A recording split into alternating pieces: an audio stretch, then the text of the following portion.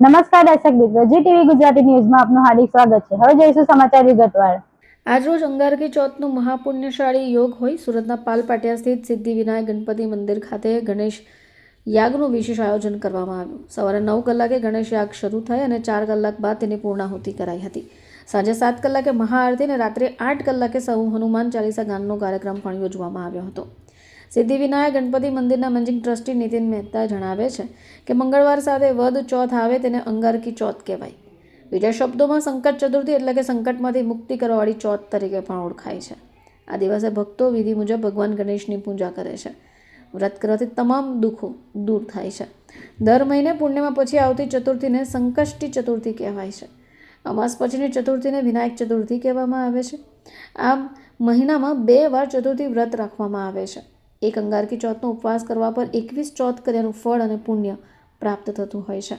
સવારે 9 કલાકે ગણેશ યાગ બાદ પૂર્ણાહુતિ અને તદુપરાંત મહાઆરતી અને સમૂહ હનુમાન ચાલીસા ગાનનો કાર્યક્રમ પણ યોજવામાં આવ્યો હતો। મારું નામ અંબિકા પ્રસાદ અગ્નિહોત્રી। જય ગણેશ। આજે પાલપાટિયા હજીરા રોડ સ્થિત શ્રી अन्नपूर्णा धामમાં બિરાજમાન શ્રી સિદ્ધિવિનાયક ગણપતિ દાદા જેનો ખૂબ જ મોટો પર્વ જેને અંગારકી ચતુર્થી પર્વ કહેવામાં આવે છે। આ ચતુર્થીના પર્વમાં વ્રત કરવાથી 21 ચતુર્થીનો વ્રત કરવાનું પુણ્ય પ્રાપ્ત થાય છે। તે હેતુથી આજે આ મંદિર સંકુલની અંદર સવારથી જ ભક્તો ખૂબ જ મોટી સંખ્યામાં દર્શનાર્થીઓ પધારી રહ્યા છે। સવારમાં ગણપતિ દાદાનો કેસર જલ દ્વારા તીર્થ જલ દ્વારા અભિષેક પૂજન 5 વાગે સવારે શરૂ થયો, જેનો પૂર્ણાહુતિ 7 વાગે થઈ। 7 વાગે મહાઆરતી પછી આ યજ્ઞનું આયોજન કરવામાં આવ્યું છે, જેમાં 151 જેટલા કપલમાં ગણેશ ભક્તો આજે આ યજ્ઞમાં જોડાયા છે। ચારો વેદના વૈદિક વિદ્વાન બ્રાહ્મણો દ્વારા આજે આ યજ્ઞ સંપન્ન થઈ રહ્યો છે, પૂજન ચાલી રહ્યો છે, યજ્ઞ ચાલી રહ્યો છે।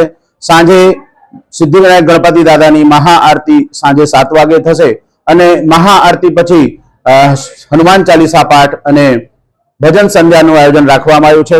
દિવસ દરમિયાન અનેકાનેક સાંસ્કૃતિક કાર્યક્રમો પણ આ મંદિર પરિસરમાં રાખવામાં આવ્યો છે। ભક્તો ગણપતિ દાદાના દર્શન કરીને ધન્ય થઈ રહ્યા છે। ભક્તોના મોઢેથી જય ગણેશ, જય ગણપતિ બપ્પા, જય સિદ્ધિવિનાયક એવા શબ્દો ઘોષ થઈ રહ્યા છે।